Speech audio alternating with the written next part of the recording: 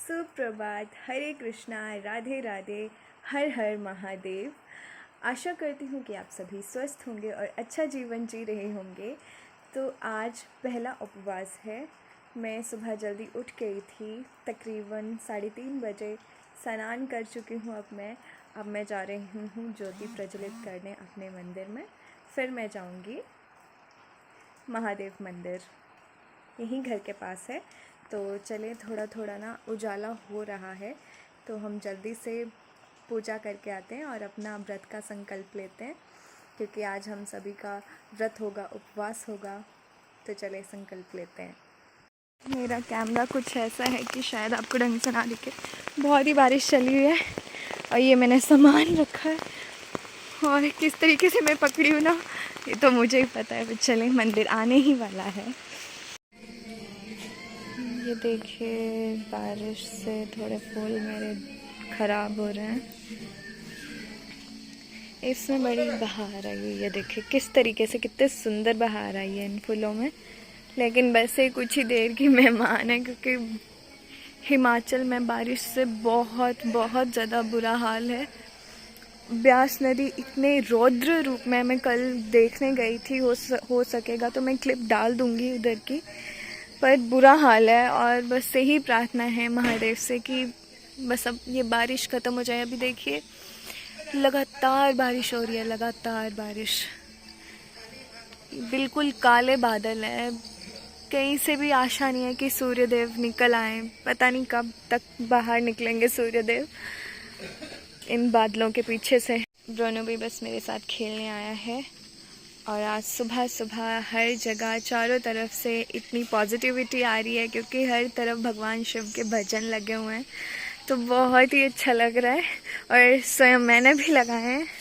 और ये देखिए मेरे फूल वर्षा से कैसे हो गए हैं, छड़ गए। इनकी कटिंग कर दूंगी मैं यहाँ से ना, इतना इतना काट दूंगी, ये फिर आ जाएंगे। देखिए ये आ रहा है, ये वाला देखिए, ये आएगा। बस इन सब की कटिंग कर दूंगी मैं अच्छे से। बाकी डलिया भी खिले नहीं हैं, उनको सिर्फ अभी कलियाँ हैं, क्योंकि बारिश की वजह से ना मुझे लगता है खिल नहीं रहे, धूप ही नहीं आ रही। ये भी खिलेगा, कभी तो खिलेगा, खिलने वाला है। और सबसे खुशी की बात यह है कि ये तो बिल्कुल ख़राब हो चुका था, ये वाला पौधा। इसे इतनी कीड़ा लगा हुआ था, मतलब ये आधा ही बचा था बिल्कुल। तो इस पर दवाइयाँ लगा लगा के मैंने छिड़क के इस पर, और इसको जब बारिश नहीं हो रही थी तो पानी दे दे के इसको तब बचाया मैंने, इसको और एक इसको। अभी ये उस तरफ से तो लग रहा है, लेकिन इस तरफ से अभी मैंने यहाँ से थोड़ी इसकी कटिंग की थी, वो बहुत ज़्यादा ख़राब हो गया था, तो लगेगा कभी थोड़े दिनों में। बाकी हमारे इस वाले नींबू में, ये बाउंड्री के पीछे है, इसमें शायद बहुत ही कम है, मतलब गिने चुने नींबू हैं, लेकिन इसमें काफ़ी हद तक नींबू लगे हुए हैं। ये देखिए काफ़ी लगे हैं नींबू इसमें। बाकी ये देखिए, कल मैंने मेहंदी लगाई थी तो अच्छा कलर आया है। शगुन की मेहंदी लगा ली है मैंने। ये सावन के महीने की आज मेरा उपवास है और आप सभी का होगा। बस कुछ ये हालत है हिमाचल में बारिश की वजह से। और अभी मैं बताती हूँ कि सावन के व्रत इतने शुभ क्यों होते हैं, क्यों शिव इन सावन के महीने में इतने खुश रहते हैं। तो चलिए डिस्कस करती हूँ। हरे कृष्णा। तो अभी मैंने कहा कि मैं आपको बताऊंगी कि सावन के व्रत क्यों रखे जाते हैं, क्यों इतने शुभ माने जाते हैं, और स्वयं भगवान शिव को सावन के माह इतने पसंद क्यों हैं। तो सबसे पहली बात ये कि जो मार्कंडू ऋषि थे, उनके पुत्र मार्कंडेय, उनकी शायद आपने कथा सुनी होगी, नहीं सुनी होगी तो मैं कभी डिस्कस करूँगी। लेकिन उन्होंने, मार्कंडेय जी ने अपनी लंबी आयु के लिए जो तप किया था वो सावन के माह में ही किया था, और उन पे हमारे भगवान की, शिव की कृपा हुई थी। उनकी लंबी आयु का उन्होंने फिर उनको वरदान दिया था। और फिर दूसरी बात ये कहा जाता है कि सावन के माह में ही माता पार्वती ने शिव को पाने के लिए तपस्या की थी और सावन के माह में ही शिव अपने ससुराल आए थे, अवतरित हुए थे और वहाँ पे उनका जो स्वागत है वो अर्घ देके और जलाभिषेक देकर हुआ था। और तीसरी जो सबसे बड़ी बात है समुद्र मंथन।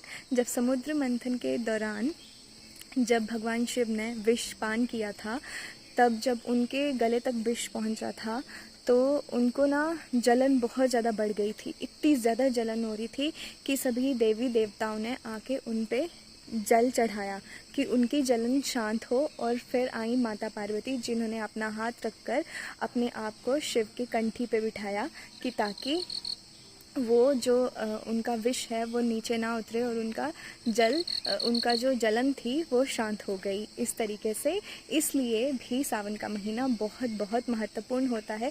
और कहा जाता है, पौराणिक कथाओं के मान्यता है कि सावन के माह में जो हमारे भगवान विष्णु हैं वो योग निद्रा में चले जाते हैं और इसलिए सब संसार का जो कर्तव्य है वो हमारे भगवान शिव पे आ जाता है।